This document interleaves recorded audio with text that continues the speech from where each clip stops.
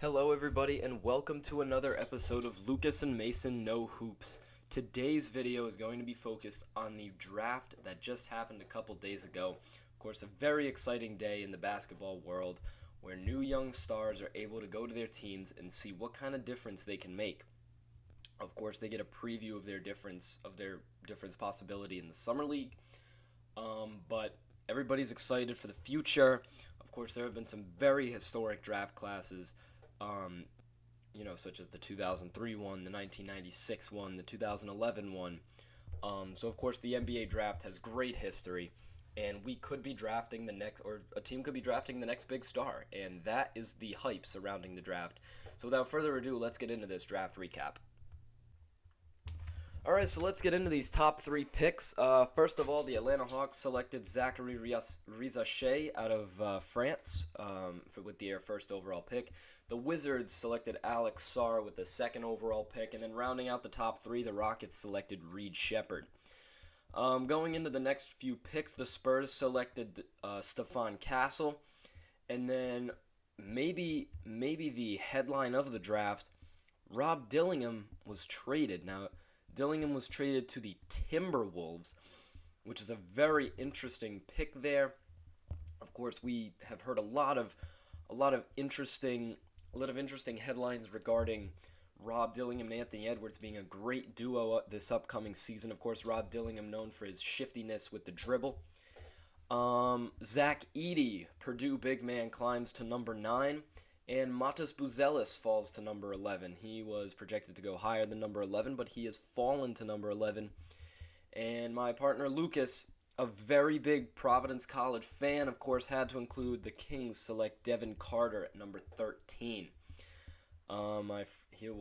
Lucas will now be a Kings fan for this upcoming season because he wants to see his PC guys succeed.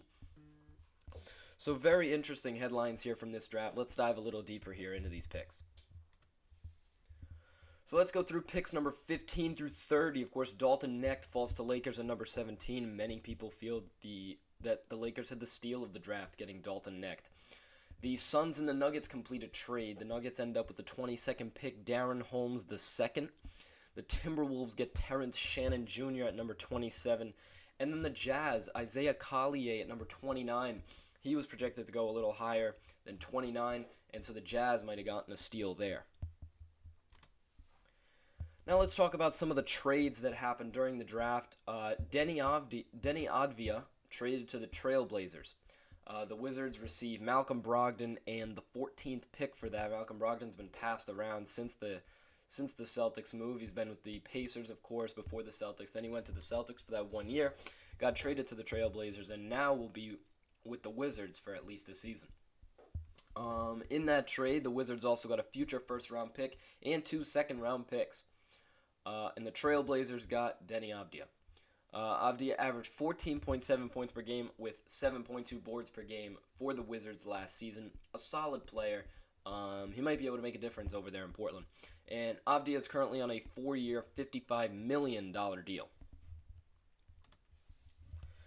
So a winner of the draft, Zach Edey, a 7'4" Purdue product. These tall big men are really starting to become prominent here in the league.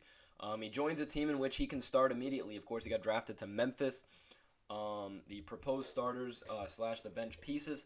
We've got Ja Morant, of course. We got Desmond Bane, G.G. Jackson running the 3. He had a really good season this year as injuries paved the way for him to really step up on this team, and he answered very, very well. Jaren Jackson Jr., former Defensive Player of the Year, and of course 7'4" Zach Edey. Not sure a lot of teams will want to go up against this lineup. And of course, some notable names from the bench include Marcus Smart, who's going to be backing up Ja Morant, and then backing up Desmond Bane, of course, we have Vince Williams Jr. Having a former defensive player on the bench is scary for this team.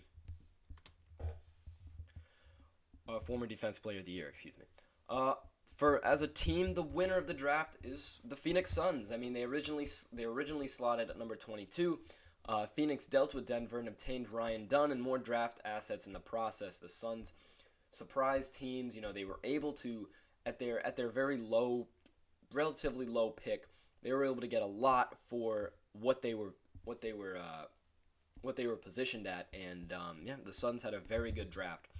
Ryan Dunn is a 6'8" defensive menace who will provide the team with versatility and ball hawking skills. Of course, the offensive side of this team, the Phoenix Suns, is already taken care of with Beal, Booker, and Durant.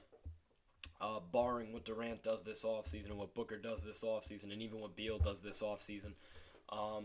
But if that team were to stay the same, they needed the defense, and this is a great pick for the Phoenix Suns. Now, of course, the loser of this draft is the Charlotte Hornets. Now, they select Tijane Salon at number 6. Of course, there were still some very notable names on the board that they were able to pick over Tijane Saloon. So Donovan Clingan, known for his defense, still on the board. Matas Buzelis still on the board. Dalton Knecht still on the board. I mean, the Lakers ended up picking him, as I said, and he's widely regarded as the steal of the draft. Cody Williams was still on the board as well. Salon's stats overseas: 8.2 points per game, 4 rebounds per game. You know, I'm not sure that would quite give 6th overall pick vibes if you're averaging that overseas, but I mean, the Hornets made a pick, and we'll see how it works now. He shot 36.7% from the field, 32% from 3, and 74.7% from the line. And let's just summarize up here the schedule. The draft resumes. It would have been last night as of when this video is going up. We will not be doing a video on the second round, since I believe the only real headline from the second round would be Bronny getting drafted, of course, to the Lakers.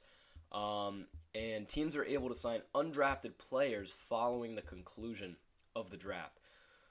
Thank you for watching this draft recap. We're going to keep pumping out these videos. You know, we're keeping on the grind. You know, we appreciate the support. We see the videos, you know, getting a lot better.